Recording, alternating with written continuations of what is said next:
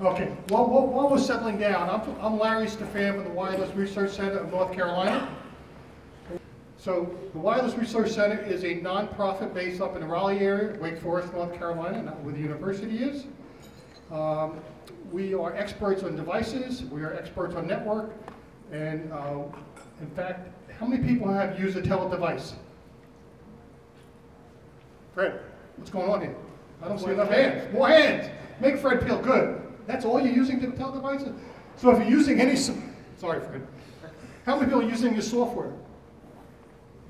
Okay, well first of all, and how many people are using IBM's products? Okay, we got some selling to do, guys. Okay, well we'll talk more about that. The point I was going to raise is that if you use the module, all those modules got to be certified and be ready for network. The Wireless Center is an expert on doing engineering in terms of getting those devices lit up and also getting the devices certified for a network. We work with all different devices. We love Telit the most, but any module, whether it's a cellular module or it's a LoRa module or radio or it's an Ingenu module, have people heard of those devices? Okay, so we'll talk about that a little bit later. But let's keep this rolling because otherwise we won't have time. So anybody wants to learn more about the Wireless Research Center, come see me. Next I'm going to introduce you to Tom Snyder. He is the Executive Director of RIoT. All right, thank you, Larry. And first I'd like to say thanks to Fred and to Telit for inviting us to this fantastic event. It's exciting to me actually to see, to some degree, the lack of hands raised when Larry just prompted to ask who's using various products and services.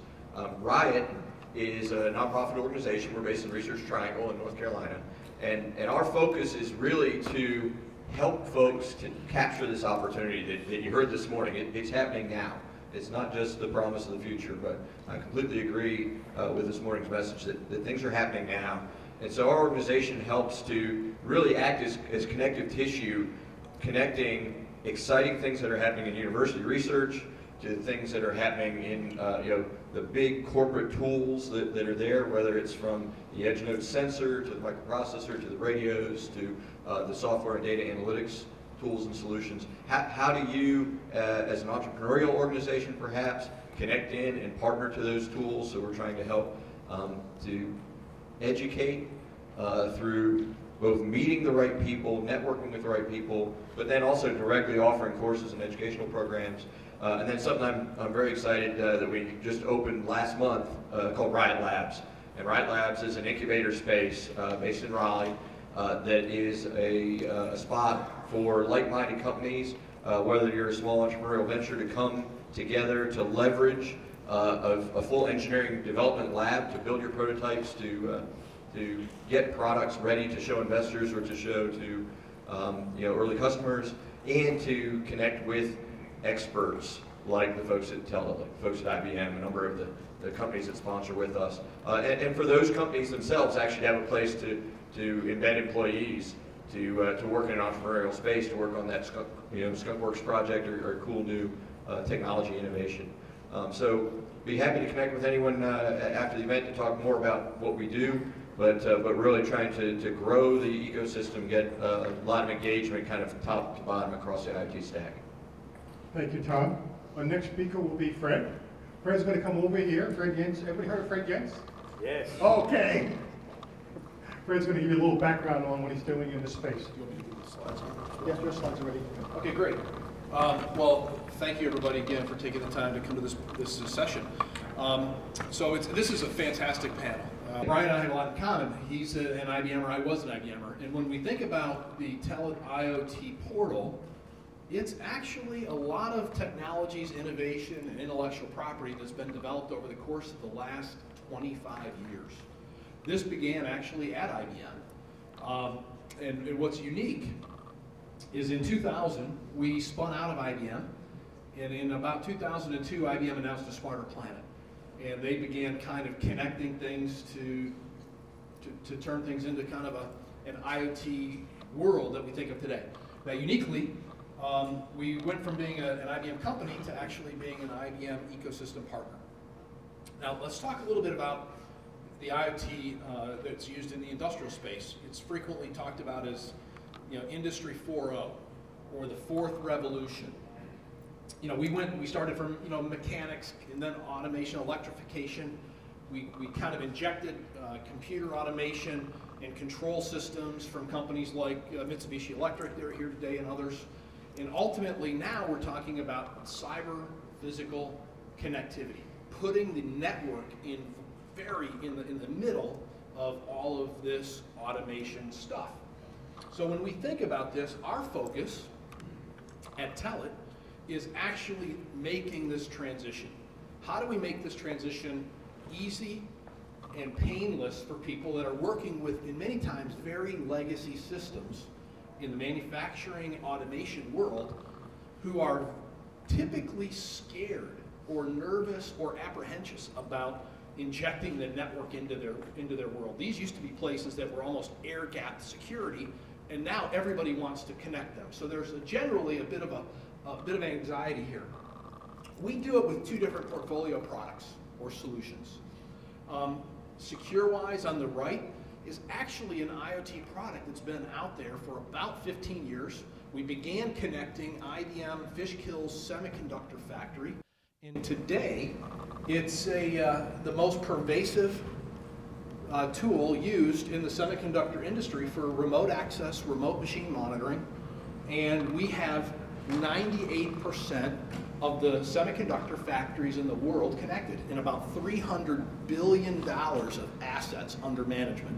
So if you have a phone, a computer, if you have a tablet, if you have anything that has DRAM in it, a flash, a memory stick, Telit has been involved in making those at an affordable price with machines that stay up and active. So it's just a fantastic statement that IoT 4.0 or Industry 4.0 is not new, but is becoming more mainstream. It hit semiconductor first because it was such a capital-intensive market. To keep a $100 million machine working or a $40 million machine working, the economics were there. Now let's talk about something more horizontal. Maybe I'm making, refrigerators. Maybe I'm making automobiles, not semiconductor solutions. I live in a world today, if I'm a manufacturer, of connecting the left side of this chart to the right side of this chart. I have process points, controllers, PLCs, custom automation, all kinds of stuff that, if I'm in the manufacturing space, is really, really common to me. And then I've got these crazy guys talking about big data analytics and storage and IT, and that's on the right side of this chart. And man, the guys on the left side of the chart don't know the guys on the right side of the chart. They speak a different language. They frequently are measured differently. The guy on the left side gets measured on making tires in quality. The guy on the right side gets measured on availability. You think about, when do you call your IT support guy? Usually when you're not happy, something's not working. You don't call up and say, hey, network's working today, thanks a lot. Right? So these guys don't even really get along. And their systems weren't compatible, and there's all kinds of custom work that has to happen to make the OT space talk to the IT space, and that's really the definition of Industry 4.0. So what we did is we came out with what we'll call a universal connector. It's something that has an intense driver library to talk to the things on the left.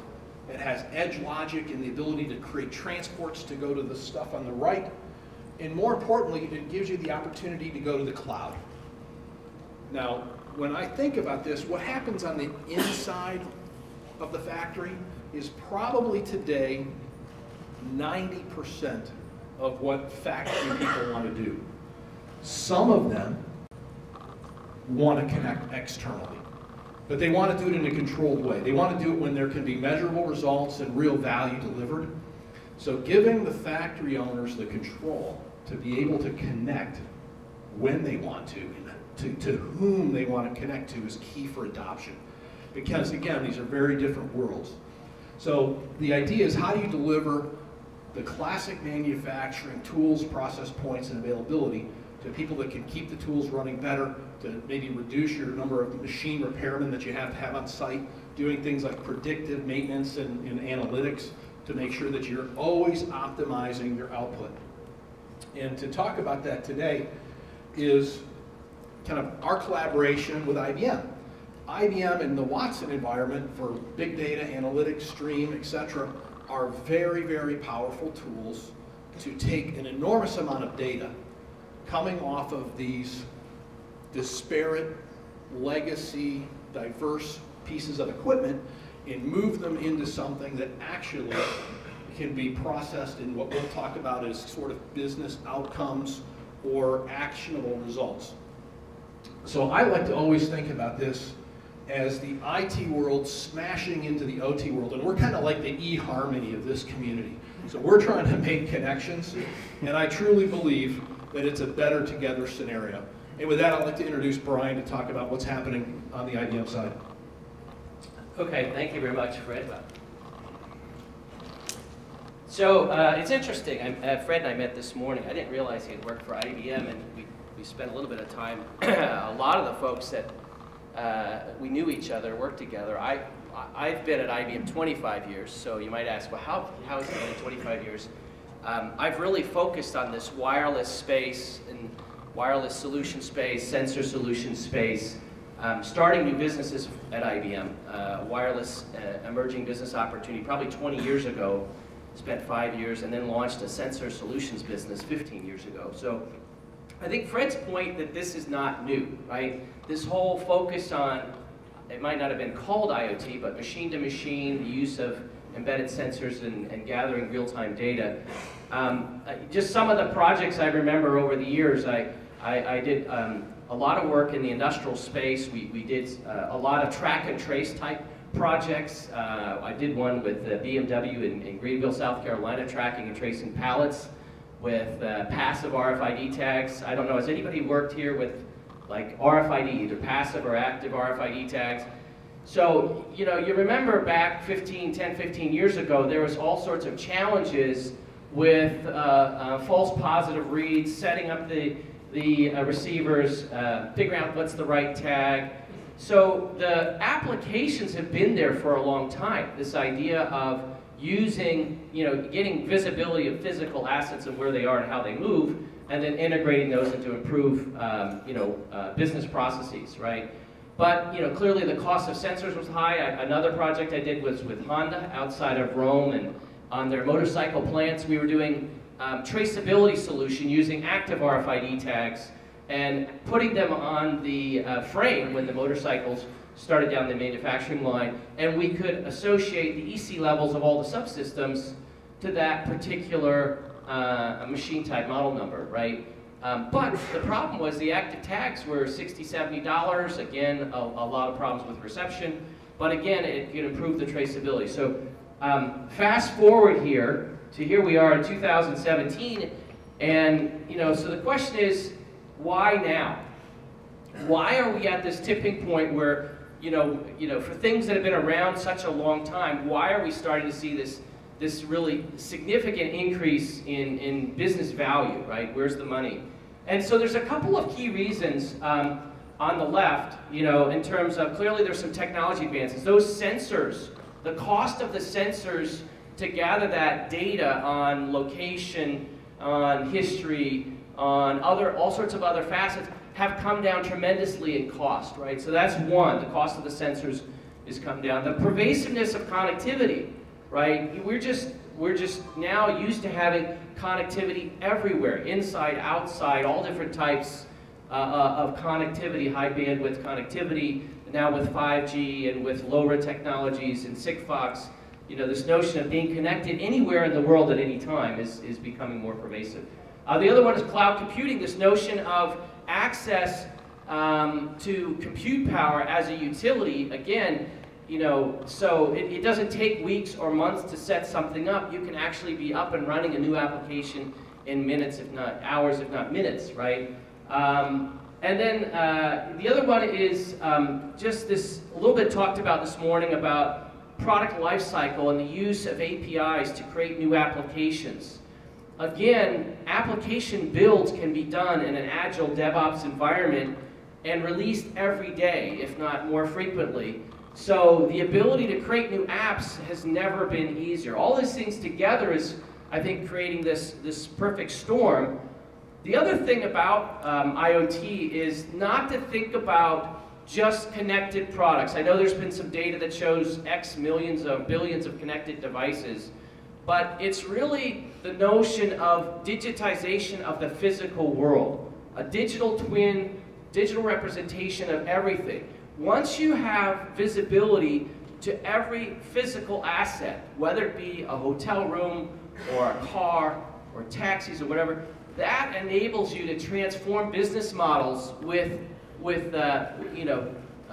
and create companies like Uber and Airbnb, etc. So you need to think of this as not just connected products, but digitization of the physical world. And that's enabling some immediate value. A lot of the value you're seeing right now, as Fred talked about, is operational, improved manufacturing processes, lowering your cost and expense, etc. That's the low-hanging fruit. So when we work with companies, with Whirlpool is one of our key IoT partners we work with, there's hundreds of millions of dollars of expense savings that they are projecting in the next couple of years, just as part of their warranty and service and support costs and their manufacturing processes, etc.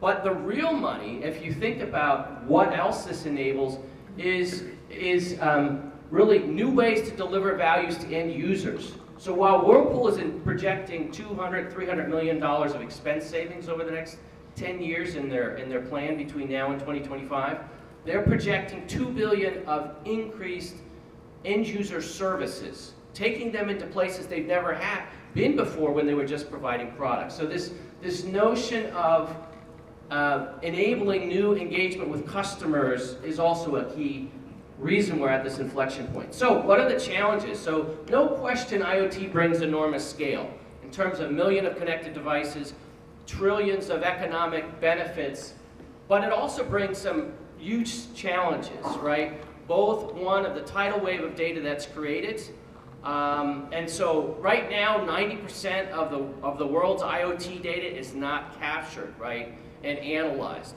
The other problem you have is the value, right? The value you can extract from a lot of these connected products in a digitized world loses its value in microseconds, right? 60% of the value is only available if you can act immediately at the time the data is gathered, right? So how do we address these challenges? And I really like Fred's chart before where he talked about, IoT. On the left hand, Telit clearly has a lot of capabilities around the IoT space, but the right hand of this success is really this notion of embedded intelligence into things and devices, and artificial intelligence, augmented intelligence, cognitive computing, right?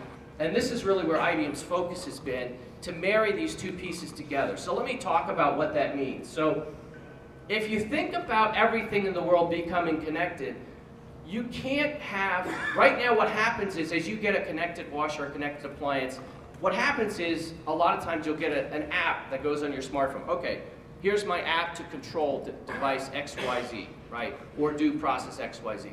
The issue is, you can't have hundreds and hundreds and hundreds of apps for everything you have connected that you want to work with.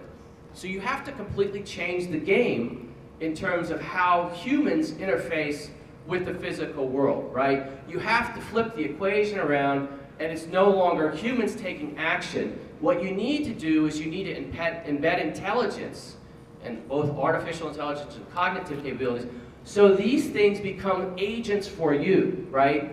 These devices know who you are. They can converse you through natural language, understand your interest and your needs, and deliver services to you. So let me give you one example, just quickly, and turn it back over to Larry. So what does this mean? What is kind of an intelligent agent working for you? So let me give you one example. There's several companies we're working with. One of them is Ricoh, and Ricoh makes office products. How many people have heard of Ricoh? So fairly common. They make multifunction printers, production printing system.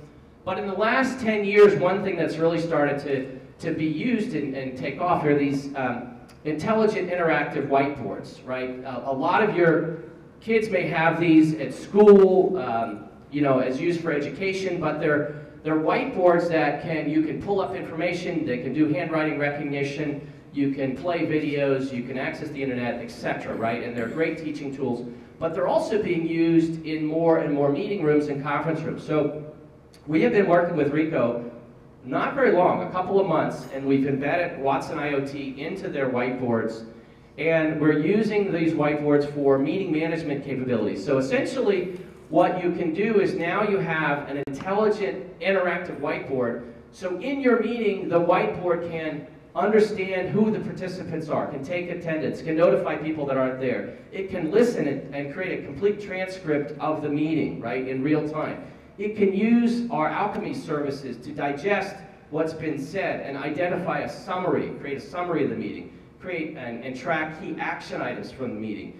It can integrate with Slack and throw those, all of that information from the meeting, associating every discussion, every action item with particular visuals that are shown during the meeting. It can do real-time translation, so people on another site that may be in Japan, it can translate the discussion from English into Japanese. So now the whiteboard is no longer just a tool, it becomes an active participant, understanding, learning, taking actions, and augmenting, right, the process. So that's what I'm talking about in terms of intelligent agents. So let me turn it back over to Larry. So I'm not going to go in depth on this slide, but I do want people to look at what we refer to as Industry 4.0 or IoT as the fourth industrial revolution. Okay, how many people know how many industrial revolutions were before the fourth industrial revolution in mankind? 3, right? So if you really want to participate in a new economy, and you really want to do something different, significant in your life, I think you should understand that this is the time to capitalize and monetize IoT. Okay, so let us move on to our questions. And these are the topics we wanted to cover, and this is what we wanted to address. I'm going to go start with Tom, and I'm going to ask Tom why RIoT has become so large, and how many members do you have, and how often do you have meetings, and what are the meetings focused on? Sure. Thanks, Larry. So I think for exactly the reasons that everybody has just said, that the time is now, the opportunity is now. If I look back, about 20 years ago, there were some technology tipping points. If you look at years and years and years of investment in digital radios, and radios went from being analog devices to digital devices, and that coupling with this nascent internet that was just becoming easy enough to use that anyone could kind of engage on connecting computers and connecting to people across networks. You see those same kind of tipping points now with nanoscale sensors that are becoming fractions of pennies to purchase, with big data computing and storage and things becoming essentially free.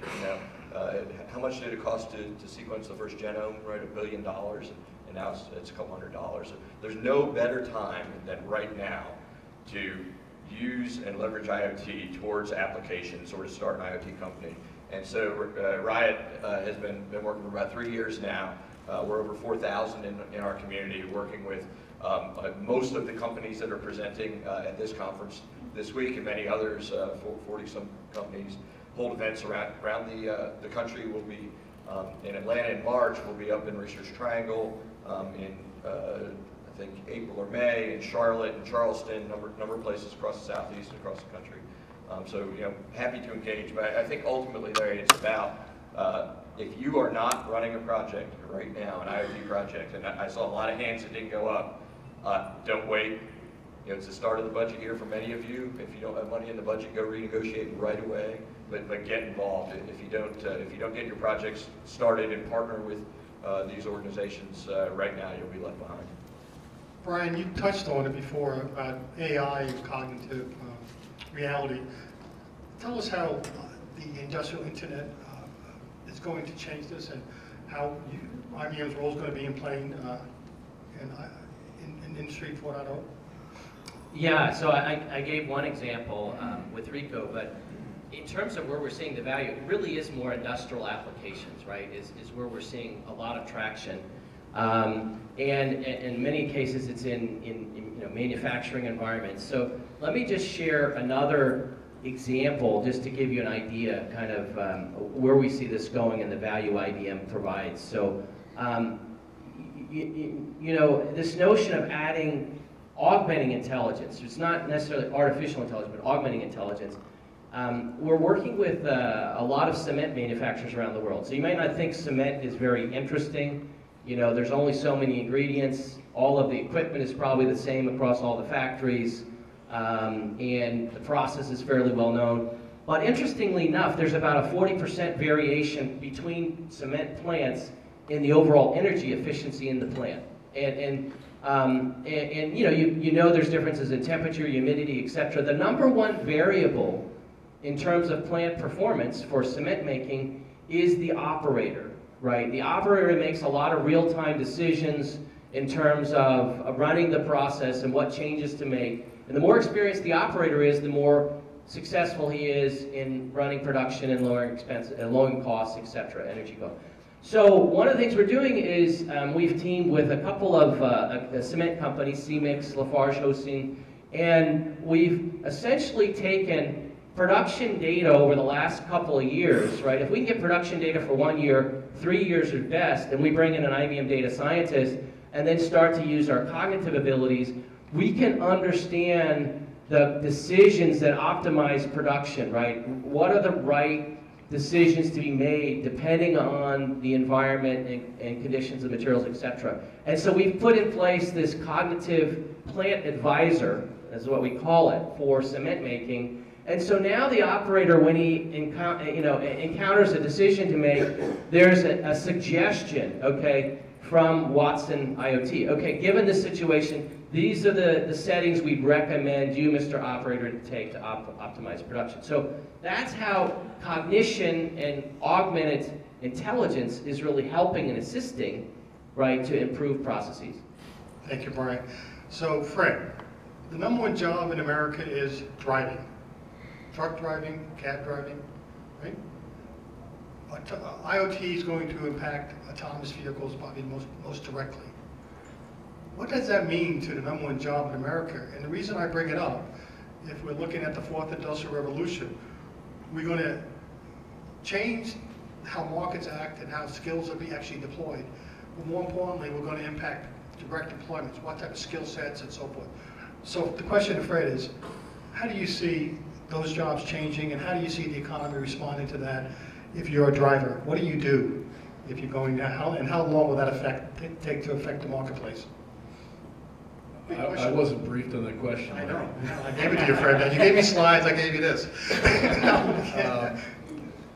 You know, I think if you take a look at lots of broad industries, whether you're a cement operator, factory operator, or whether you're a driver in today's economy, a lot can be done in terms of looking at historic data to optimize processes and performance.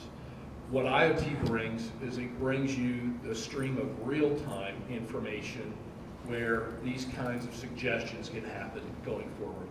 And I think what you're going to start to see is not suggestions to the operator that they can take or directions where a vehicle can go, but you're going to get to the point where almost the machine makes the correction and people get into the approve or not approve mode. So, you know, I think you're going to see people shift from, you know, maybe the mundane types of jobs to being able to react quickly to instructions or machine-driven decisions, and you know that will leave time. You know, everybody, I opened up today with time as the most precious commodity. So these people are going to find other ways to deliver value to customers, and I don't know what that means to the average driver on the street, but you know, Uber's not going away. There might be autonomous Ubers, but there's going to be people in the back end delivering cakes by Uber, right? There's so many different things that those kinds of platforms can do.